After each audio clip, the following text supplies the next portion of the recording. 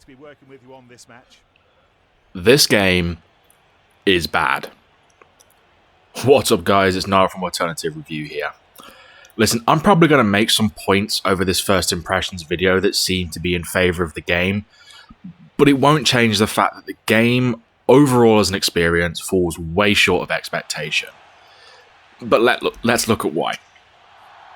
Rugby 20 is the latest of the sports games, published by Big Ben Interactive and developed by Echo Software.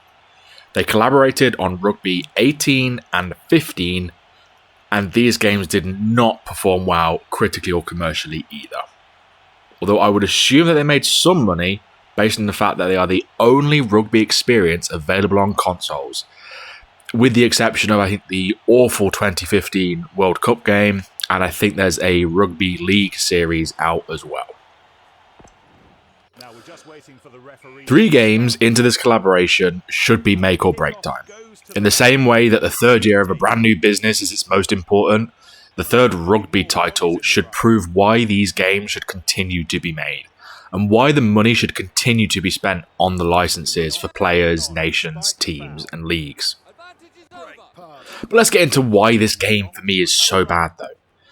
For starters, its AI is less artificial intelligence and more just real stupid. On all difficulties, the AI will give up non-stop penalties, and initially this was hilarious because there's some set animations added to represent dangerous tackles, but we're talking literal running clotheslines that are better suited to the WWE 2K games than a rugby game. In one game I played between Ireland and Namibia, Namibia took 7 dangerous tackle penalties. 7. That's just plain unrealistic.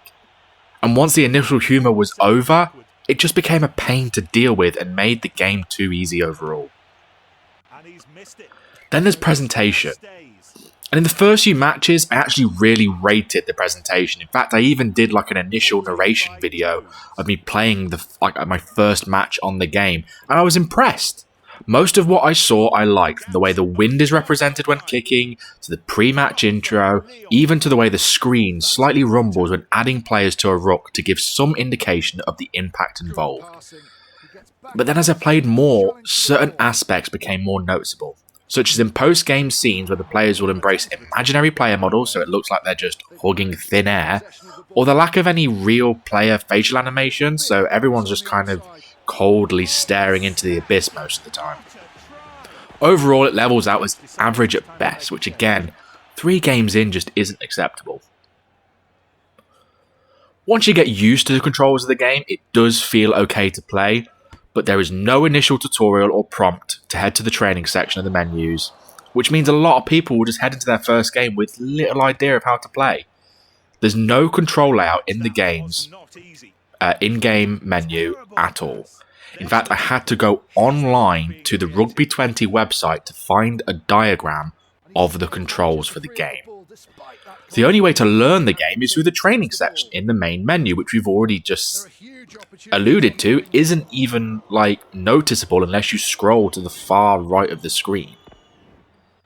As I said, you'll get used to the basics of the controls: R1, L1 to pass, holding it to determine power of the pass.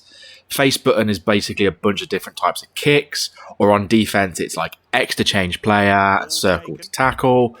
It all feels as good as it can, which is probably about as high praise as I can give for it. But again, it's big minus points for just how difficult it is to even find the controls of the game. Not to mention that even in the training section, the training is so basic, there's nothing to teach you really much about the offensive side of the game. It's just scrums, line-outs, some kicking, some tackling, and that's about it. It doesn't teach you how to play the game at a high level, but now I would even doubt if there is a high level the game can be played at. Next is licenses. Now the game boasts full licenses for the Top 14, Pro 12, Pro 14 and Gallagher Premiership leagues, as well as a bunch of nations including Wales, Ireland, Scotland, Italy and France. But no Australia, no New Zealand, no South Africa, and even more importantly, no England. Yeah, enough said there really. Player likeness is okay in the case of most famous players like cover star Johnny Sexton, but for everyone else it's kind of close enough will do. And probably because of this, most players are represented by real-life photographs when possible in like team management menus and the in-game lineup screens. One thing that also caught my eye is that it seems like a lot of the English national team players are heavily underrated in the game. So their overall scores are a lot lower than, say, the Irish national players or the Welsh national players, which maybe indicates some pettiness on behalf of Echo, who maybe tried to get the England license but couldn't. Game modes are probably the lifeblood of longevity in sports games, and it's what companies like EA do best. So what does Rugby 20 have to offer? Well, you have the standard kickoff single match mode, online mode, league and solo modes, and finally challenges. Now, most of my playtime has been spent in solo as it's the most like Ultimate Team. You collect players through packs where no real life money can change hands, as from what I've seen, and you take your team through progressively harder leagues whilst also upgrading things like coaching and the skills of your players.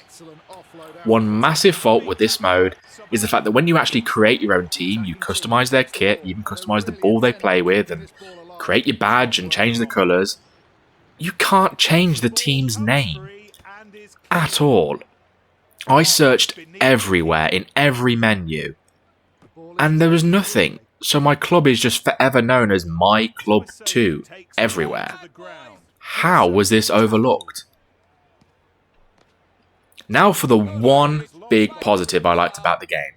Set pieces. You can now run plays in-game out of the ruck or scrum to create better opportunities to break free for big yards or even tries. I used this feature way more than I thought I would, and even spent a little time customizing my tactics for my custom team. They can change a game when having difficult matches on higher difficulty, and they make all the difference. Once a tactic is selected, an overlay appears in the pitch showing you how to actually run the play.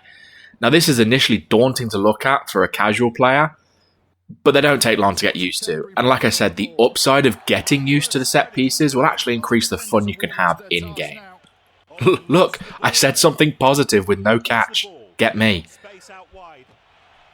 In summary, the more I played of Rugby 20, the more I both enjoyed it and hated it. It's a polarising game for sure. The gameplay offered moments of joy, but everything that surrounds it just really detracts from the overall experience and makes it frustrating. Yes, I've seen some people approach this game with more optimism and even offer it as high as 7 out of 10 scores. I can't do that. I don't score games either way, and this is an impressions video more than a full-blown review. I just don't have the time to go on and do in-depth reviews. But people who consider this game good are probably trying a little bit too hard to overlook the negatives, which is of course their prerogative, but this game to neutral gamers, casual fans of the sport, and probably even some hardcore fans of the sport, there's just not enough here to like.